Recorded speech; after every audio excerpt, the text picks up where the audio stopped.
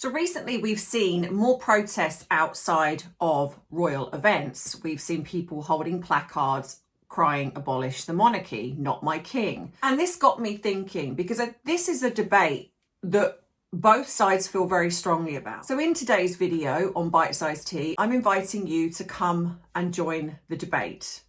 Are you for, are you against, or are you somewhere in between? And maybe this video will help you decide.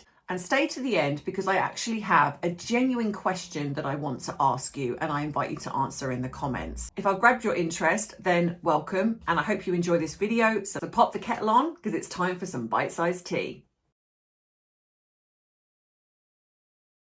Right, so let's start with people that are against the monarchy. Like I say, we've seen a lot of banners. This definitely seems to be gaining a little bit of traction, and I, for one, genuinely want to understand why. So we're going to go with what I have seen online, and when I've had discussions with people, this is usually the argument they present.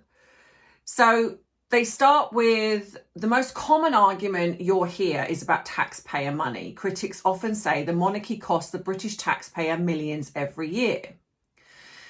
Now, I'm going to get into the flip side of this argument, but this is what I am seeing online, like I say, or when I talk to people. So that's one of the first things they will say. Then they also point to things like royal security, official residences, state ceremonies and public events. Some people, especially during difficult economic times, the idea of funding a royal family feels unfair. I think the bigger argument also is democracy. The monarch is not elected, it's hereditary. And the idea for some that a head of state is given that position just because they were born into it, is sort of, I guess, for them goes against modern times. There are also historical concerns. There's an argument that the monarchy represents a very outdated, antiquated system tied to privilege, and most importantly, Britain's imperial past. And then, I suppose above all of that, a lot of people just feel that the monarchy is irrelevant today. The big royal weddings, the pageantry, the pomp and circumstance, people just don't understand why that actually benefits the country. What is the point? So when you see people online, outside, or even in discussion points saying, abolish the monarchy, those are the main things that I have seen. Now, obviously, if you are watching this and you have seen something different, please drop in the comments. Or if you have your own thoughts and opinions, again, please drop in the comments. All right, so then we're going to get to the other side, which is the side where I sit, but I'm trying to be impartial here for balancing this argument out. So the one is the counter argument. So supporters of the monarchy see these points, and even if there are some of them they may agree with, but let's start with the taxpayer argument. You will hear people say the monarchy is funded by the taxpayer. Well, it's actually a little bit more complicated than that. It is not that your taxes are being taken out of your paycheck and then automatically going into the bank account of one of the members of the royal family, the king or whoever. It is not. Your tax, which is roughly, say, £1 to £2 a year, goes into the treasury, which is where also the Crown estate goes into the treasury. Now, a small percentage, round about 15%, it does fluctuate depending on if renovations need doing to one of the buildings. So that money is called the sovereign grant, and that goes to so the Crown estate is land and registries, that goes into the treasury. Your taxes go into the treasury. So think of it like this pot of money. And if you haven't seen my video on that, go and watch it. It will be at the end of this one here. You can click on that and watch it. It explains it a little bit more in depth. And then you get a small percentage that goes to the sovereign grant, which, like I say, helps fund the monarchy. It doesn't go into the bank account of the king. It is not money literally per se that goes into the office that funds and runs the monarchy. That's the buildings, the land, the staff, the office, all of those things. Any profit that is from the Crown estate goes into the treasury. So the government gets that money anyway. Any profits that are garnered from the royal family go into the government. They do not go anywhere else. They do not go to the royal family. The system isn't quite the taxpayers fund the monarchy. What they do is their taxes go into the treasury, the crown estate goes into the treasury, a small percentage funds the monarchy, and if you broke that down into the UK taxpayer, it works out to be about £1.30 roughly a year.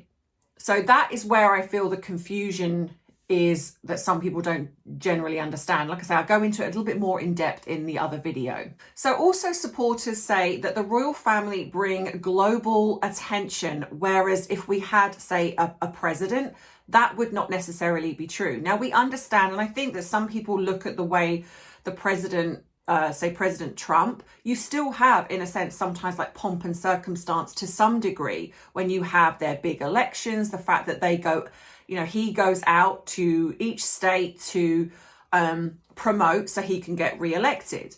So in a sense, you've still got to pay for having a president. Taxpayers still pay for President Trump. So if you look at that from that angle, taxpayers would still pay for having a president.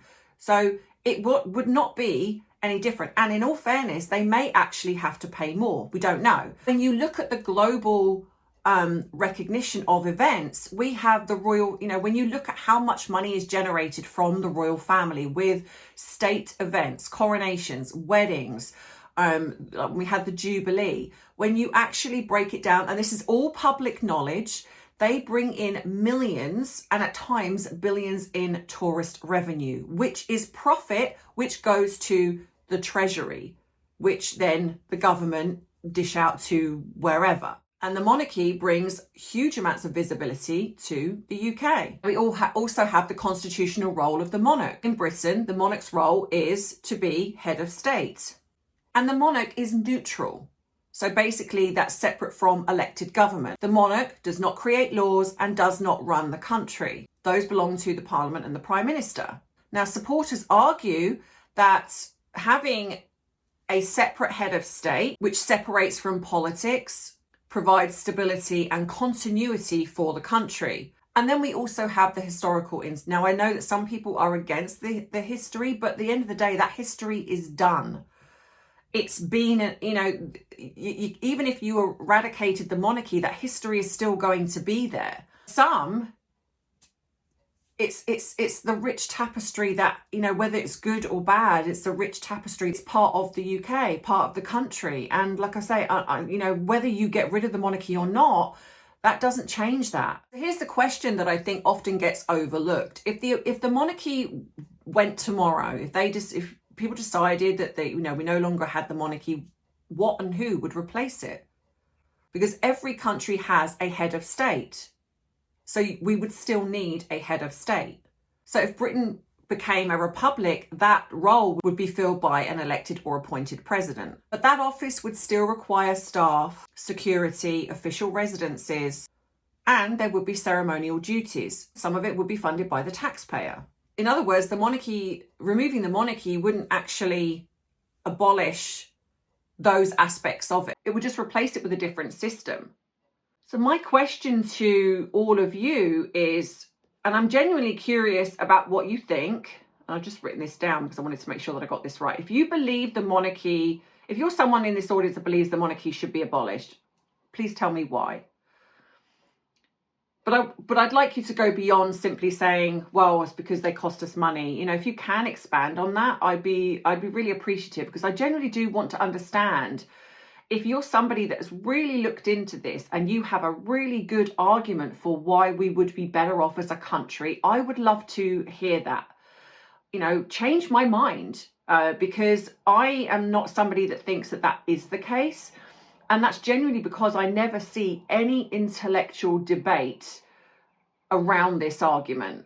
And if also then to the people that want to keep the monarchy, that are supporters, my question to you is, what do you believe is their value today? Do you think it's stability, diplomacy, tradition, or is it national identity? Or is it just that you just simply enjoy what it represents. You enjoy watching, or you're sort of hopeful for, King William, and obviously when Catherine comes to the throne as well. So, are you looking at it from that angle? Again, I'm genuinely curious.